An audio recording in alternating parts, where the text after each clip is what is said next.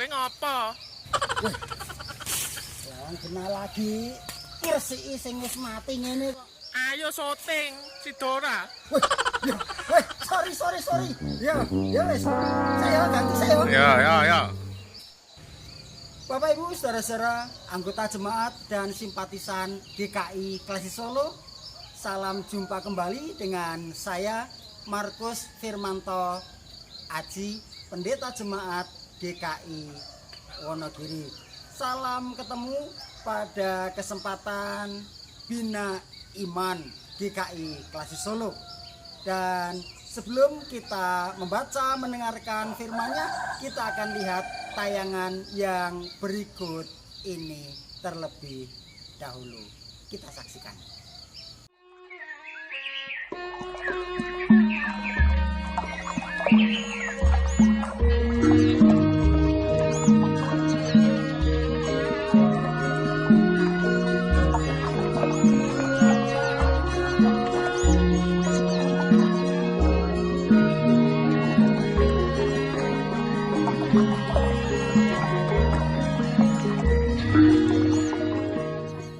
Tadi kita sudah saksikan cuplikan sekilas tentang kehidupan pertanian masyarakat desa. Apa hubungannya ilustrasi tentang kehidupan pertanian dengan bacaan kita saat ini? Sebelum kita membaca mendengar firman Tuhan, saya ajak Bapak Ibu Saudara-saudara untuk satu hati dalam doa. Kita berdoa. Kami mengucap syukur ya Tuhan, Tuhan berikan kami kesehatan, kekuatan, kebugaran di sela-sela segala apa yang terjadi dalam kehidupan kami yang menyita pikiran perasaan kami. Tetapi Tuhan masih jaga, Tuhan pelihara kami senantiasa. Sebentar kami akan membaca, mendengarkan kebenaran firman-Mu. Mampukanlah kami untuk mendengar dan terlebih daripada itu memberlakukannya dalam kehidupan kami hari lepas hari. Bersabdalah Tuhan, kami siap untuk mendengar. Dalam Kristus Yesus kami berdoa. Amin. Roma pasal 8 ayat 18 sampai 24, itulah firman Tuhan yang menjadi bacaan kita saat ini. Roma pasal 8 ayat 18 sampai 24. Perikop pengharapan anak-anak Allah. Sebab aku yakin bahwa penderitaan zaman sekarang ini tidak dapat dibandingkan dengan kemuliaan yang akan dinyatakan kepada kita. Sebab dengan sangat rindu seluruh makhluk menantikan saat anak-anak Allah dinyatakan.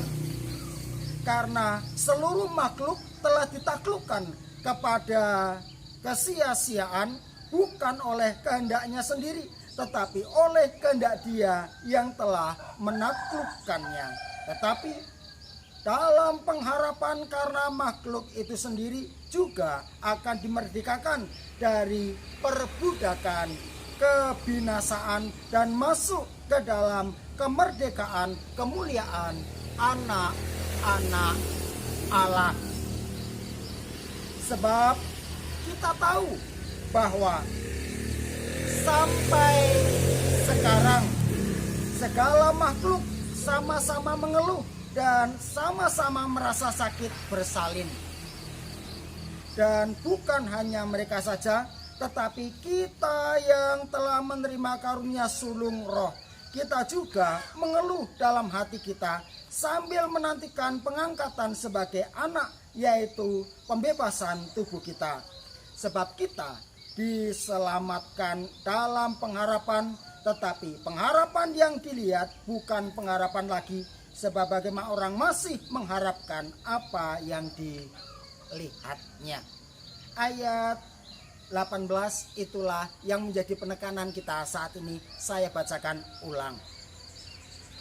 Sebab aku yakin bahwa penderitaan zaman sekarang ini tidak dapat dibandingkan dengan kemuliaan yang akan dinyatakan kepada kita kelak. Bapak Ibu dan Saudara yang terkasih, kalau di awal kita melihat tayangan split bagaimana kehidupan juga pertanian. Dalam realita, petani juga kehidupannya tidak menyenangkan ketika mengawali proses menanam. Mereka harus mengolah tanah, kalau tidak punya cukup uang mereka harus mencangkul, bahkan meminta tolong tetangganya untuk bersama-sama mengolah tanah itu. Capek. Setelah mengolah tanah tidak bisa langsung ditanami. Mereka juga harus menggemburkannya. Dan kalau sudah gembur, maka mereka akan menabur benih. Benih itu tumbuh. Kalau benih sudah tumbuh siap, maka akan dipindahkan ke lahan yang sudah disiapkan. Dan mereka mulai, orang Jawa bilang, tandur. Setelah ditanam, pekerjaan belum selesai. Karena seturut perkembangan tanaman padi juga akan ada rumput atau ilalang yang tumbuh, dan di sanalah petani juga harus bisa dengan jeli memilah mana yang tanaman padi, mana yang rumput, dan ini pekerjaan yang juga tidak menyenangkan. Panas terik kadang tidak dihiraukan. Kenapa? Penderitaan mereka tidak dihiraukan karena mereka memandang ke depan, yaitu pandangan ke depan saat panen. Itulah harapan para petani, walaupun ketika panen kadang hasil panen juga tidak setimpal dengan biaya produksi yang sudah mereka keluarkan, tetapi kemuliaan mereka saat panen, dan saat panen itulah pengharapan mereka. Makanya para petani tidak menghiraukan penderitaan yang mereka jalani karena fokus mereka adalah panen. Bapak Ibu dan Saudara yang terkasih, kehidupan juga tidak pernah lepas dari yang namanya kesusahan, penderitaan. Seakan-akan itu bagian dari kehidupan.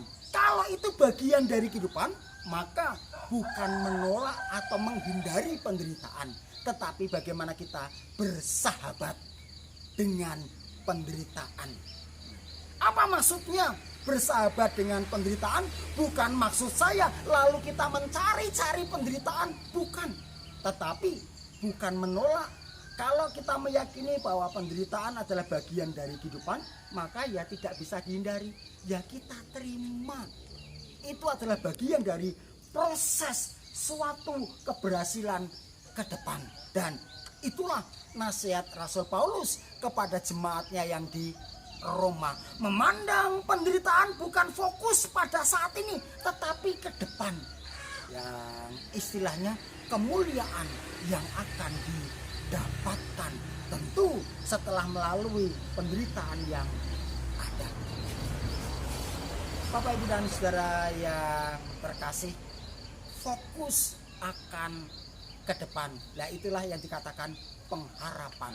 Namanya pengharapan kan belum terwujud, makanya kita mengarah ke depan.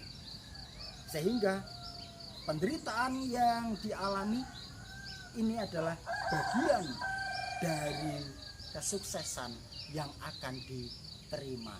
Dan penderitaan dijalani karena fokusnya adalah ke depan. Bapak Ibu dan Saudara yang terkasih, keadaan saat ini juga belum menentu. Sampai kapan kita boleh berkumpul kembali? Sampai kapan perekonomian akan seperti ini? Bagaimana perekonomian akan pulih? Juga belum ada kepastian. Tetapi mari kita jalani. Ya, kalau saya mungkin bahasanya ekstrem. Kita nikmati segala proses derita yang kita lalui, dan kita yakini ini bagian proses pembinaan iman. Pada saatnya kita menjadi pribadi-pribadi yang lebih tangguh. Kita menjadi persekutuan umat yang lebih tangguh karena kita boleh melalui proses ibadah di rumah. Ada kerinduan untuk kumpul, tetapi situasi belum memungkinkan. Dan pada saatnya kita juga boleh menjadi pribadi-pribadi yang senantiasa rindu. Saya saja dulu pengen berkumpul tetapi belum sempat. Nah, sekarang ada saatnya berkumpul. Kenapa harus saya sia-siakan? Saya pengen ketemu saudara-saudara seiman dalam satu jemaat, tetapi dulu belum kesampaian dan sekarang ada kesempatan. Maka kesempatan itu akan dimanfaatkan dengan sebaik-baiknya. Nah, inilah bahasa saya menikmati penderitaan. Penderitaan bukan suatu kutukan, tetapi proses untuk menghantar pada kemuliaan yang akan didapatkan. Apa kemuliaan yang akan didapatkan sebagai orang-orang beriman? Satu, sebagai pribadi, kita menjadi pribadi yang tangguh. Sebagai satu persekutuan, kita menghargai persekutuan jemaat kita. Dan kita tidak akan merusaknya. Inilah kemuliaan yang bisa kita dapatkan. Bagaimana dengan kehidupan kita saat ini? Kiranya kuat kuasa Roh Kudus memberkati Bapak Ibu saudara-saudara dan juga saya. Padanya kita dengan sabar dan terarah pada pengharapan kita. Amin. Mari kita satu hati dalam doa. Terima kasih ya Tuhan atas firman yang boleh kami baca, kami dengarkan. Kiranya firman-Mu meneguhkan, menguatkan iman, keyakinan, pengharapan kami. Terlebih dalam situasi sekarang ini yang masih juga wabah corona, belum ada tanda-tanda terputus penyebarannya, yang itu berdampak pada kondisi perekonomian jemaat.